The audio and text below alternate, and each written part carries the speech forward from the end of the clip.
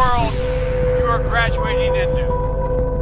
This is what I want to talk about. Lead in shaping a new world order for the 21st century. These were fake photos? Oh, absolutely. We didn't know of one single atrocity committed by the Cubans. It was pure, raw, false propaganda to create an illusion of communists, eating babies for breakfast and that sort of totally false propaganda.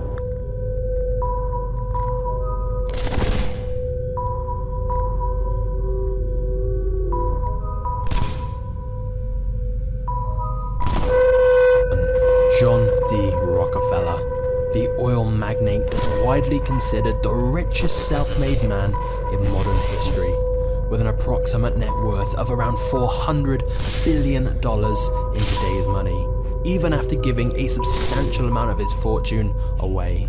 And yet, he started from very humble beginnings.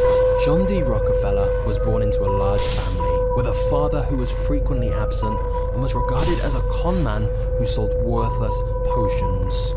So, from a young age, John needed to help provide for the family and took on odd jobs, like looking after the neighbors' turkeys or selling potatoes and candy. Even though these things didn't pay a lot, John was really good at them and worked really hard, so he was able to save enough money to start offering small loans to other people.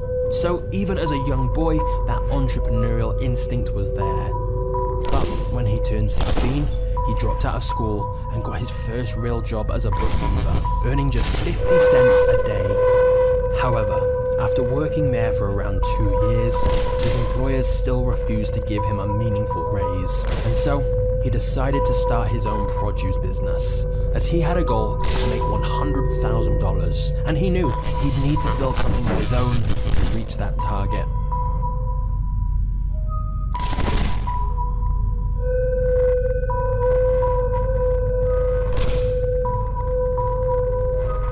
Luckily, this first job had already taught him a lot and gave him the experience, connections and reputation to raise $4,000 for starting his own venture, a business selling goods like meat, hay and grain, which did well. In the first year of trading, it made almost $500,000. Of course, Rockefeller didn't keep all of that himself. A lot of it went back into business expenses and loans, but it meant when a big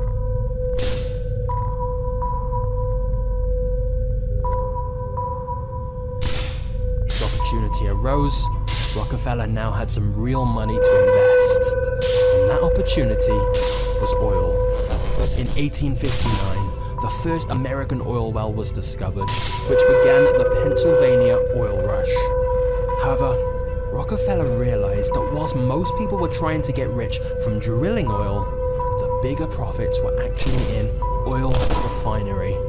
So, at just 24 years old, he used the money from his first business to build an oil refinery. Now, around this time, he met a man named Henry Flagler, who was interested in investing in his business.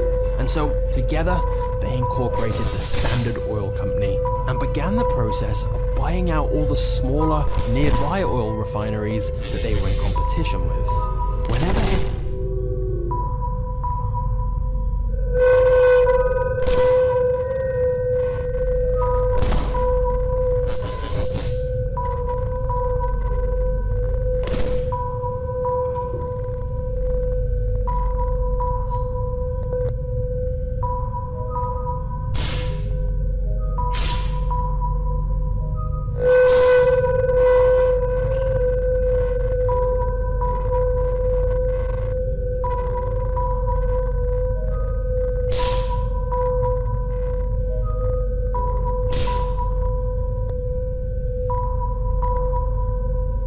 If these refineries refused to sell their business to him, he simply started selling his oil at a loss, so that all their customers flocked to him instead, which would put these smaller companies out of business. These kind of practices allowed the Standard Oil Company to keep expanding across the entire country, They kept buying out rivals, undercutting competitors, and cutting costs wherever possible. The more they grew, the more negotiating power they had, so they could push for better rates, prices, and discounts on everything. Rockefeller was also known for some secret shady deals. And so, with all of these factors combined, by the 1870s, Rockefeller's oil company owned 90% of the world's oil refining industry. He also hired the owners of the oil refineries he bought as board trustees, which meant that all the smartest oil experts were all working within one super company, with Rockefeller at the head of it. He owned 20,000 oil wells, had over 100,000 employees, and at the very peak, some estimate its total value would today have been worth almost $1 trillion. This kind of empire was pretty unheard of, but Rockefeller wasn't done yet. At this point in time, the two biggest industries were oil and railroads. So Rockefeller set out to do a similar thing he'd just done with oil, with railroads. However, as he began monopolizing another industry, he also began to become a bit of a public enemy. He was depicted as the ultimate symbol of corporate greed and cruelty. In response to Rockefeller's ever-growing empire, legislation was passed to try and prevent these kind of monopolies. In particular, the Sherman Antitrust Act was passed, which would lead to the breakup of Standard Oil into different subsidiaries. Except, over time, many of these subsidiaries would simply merge back together and are still around to this day, such as BP and Chevron. And since Rockefeller kept his share in all those companies even after they split up, it meant that at the time of his death, he was still the richest person in the world, and likely the richest self-made man in all of modern history. Now, what should we actually think about John D. Rockefeller?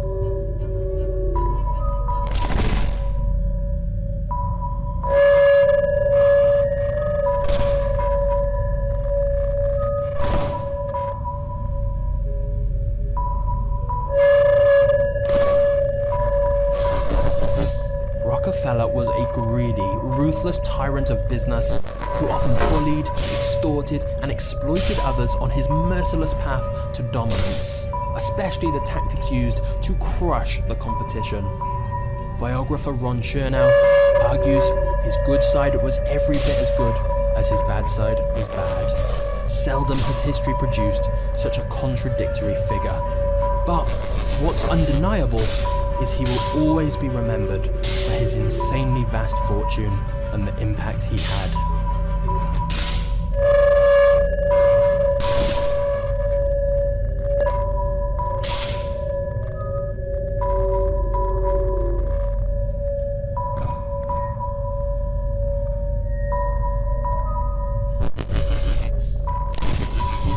The richest people to ever live. Now, as for how rich he was, some estimates put Mansa's modern-day wealth equivalent at between $400 and $500 billion. But remember, it's extremely difficult to accurately compare today's money with a fortune that was built on salt, gold, and territory. So, I guess you could say, take this estimate with a very big pinch of salt. However, because historians can't quite agree on how to compare wealth from so many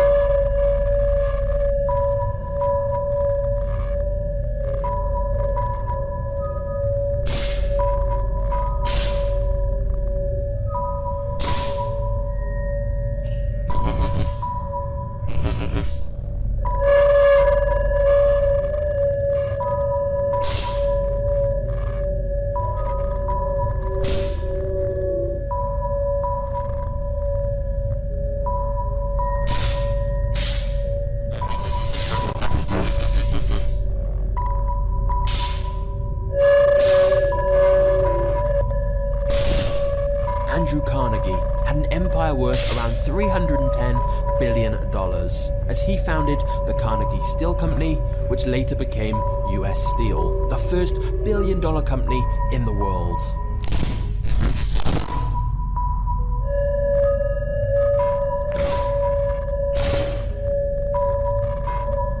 We also know that Henry Ford had an empire worth around $200 billion when he died in 1947.